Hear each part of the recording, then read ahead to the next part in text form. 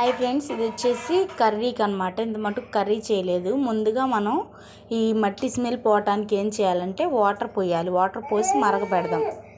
Already నేను మరగపెట్టాను ఈ రెండింటిని. ఈ కుండనాను దీన్ని మరగపెట్టాను.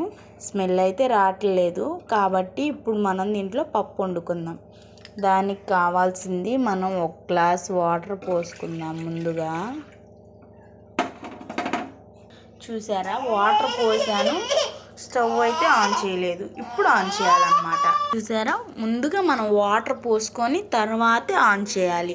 ఆయిల్ అయినా సరే ముందు మనం ఆయిల్ పోసుకున్నాకే స్టవ్ అనేది ఆన్ చేయాలండి. ఎందుకంటే హీట్ ఎక్కితే ఆయిల్ పోయంగానే పట్ మన పగిలిపోతుంది. అందుకని ముందుగా మనం ఏదైతే యూజ్ చేయాలనుకుంటామో ఆయిల్ కానీ వాటర్ కానీ ముందు మెటీరియల్ అది అనేది పోయాలి. ఇప్పుడు నేను పప్పు వండుకుంటున్నాను కాబట్టి ముందుగా వాటర్ అనేది పోసాను. ఇవి కొద్దిగా మరిగినాక దాంట్లో పప్పు వేయాలి. చూపిస్తాను అది కూడా. ఇదిగో చూసారా ఫ్రెండ్స్, ఇలా మరుగుతున్నప్పుడు మనం పప్పు వండుకుంటున్నాం కాబట్టి ఈ పప్పు అనేది దాంట్లో వేసేయాలి.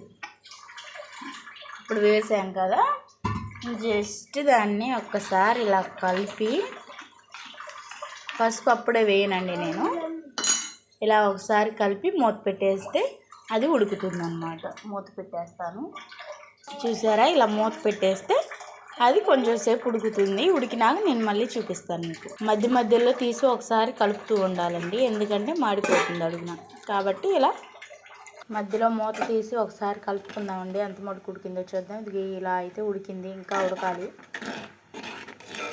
కుక్కరు, స్టీలు, రాగి, ఇత్తడి ఇట్లన్నిటిలో కంటే అల్యూమినియం వాటికంటే మట్టి పాత్రలు అంటే చాలా శ్రేష్టం అండి. చాలా బాగుండిద్ది కూర కూడా. పప్పు అయినా కూర అయినా ఏదైనా రైస్ అయినా చాలా అంటే చాలా బాగుండిద్ది. మీరు కూడా ఒకసారి ట్రై చేసి చూడండి. నా ఛానల్ కనుక మొదటిసారి చూస్తున్నట్లయితే లైక్ చేయండి, షేర్ చేయండి, సబ్స్క్రైబ్ చేయండి ఫ్రెండ్స్.